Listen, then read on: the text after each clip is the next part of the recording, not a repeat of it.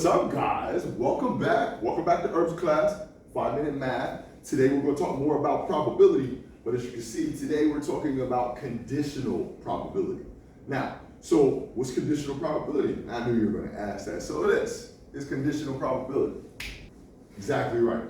So conditional probability is the probability of multiple decisions and or events. So if there are more than one, if there's more than one event happening or more than one decision being made, we talk conditional probability. Now, these events or decisions may or may not have an effect on each other, but just the fact that there are multiple decisions and or events makes our probability conditional. Now, one of the best tools to work out conditional probability is the use of tree diagrams. Now, let me show you what a tree diagram looks like. So, let's set up our tree diagram with my first decision. Now, every morning when I come to school, I choose between driving a car or driving a truck each day. Now, 30% of the time, I drive a car. So now this sets up the first decision on our tree diagram, and it looks like this. Here's the first branch of my tree. So as you can see, I have a decision to make, or an event, however you want to think about it is fine on me. I'm either going to drive my car to work, or I'm going to drive my truck to work. Now, according to the problem, it says 30% of the time, I drive my car. Now, this percent needs to be changed into a probability. You can also use fractions on your tree diagram, but probability or fractions. Now, let's talk about that. That 30% is what probability? Exactly right, 0.30. So let's put that 0.30 on my car branch. Good. Now, if there's a 30% chance that I drive a car, what's the percent chance that I'm gonna drive my truck? Oh yeah, 100% minus 30% is 70%, but probabilities. So, good. So, rule number one, bang. The probabilities for each decision or each event, they have to add to 1. So each decision or event is gonna be a V.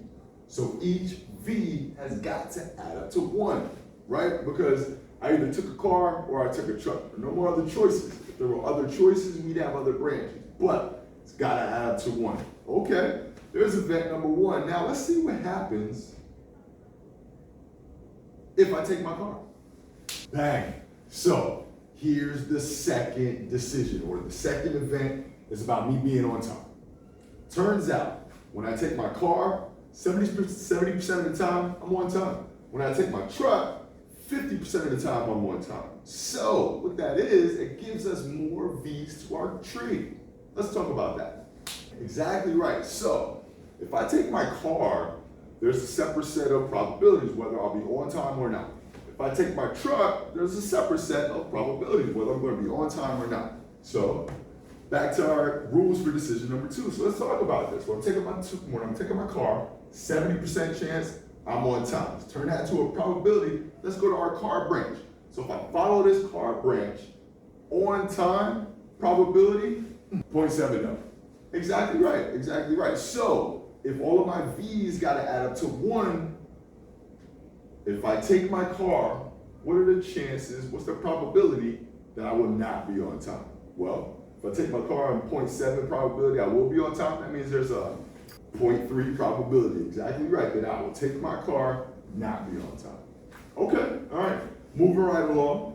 So when I'm taking my truck, there's a different set of probabilities here. I don't know, it could be for a couple of different reasons. Trucks need more gas. I usually got to stop for gas if I'm taking my truck. So chances I might not be on time are greater.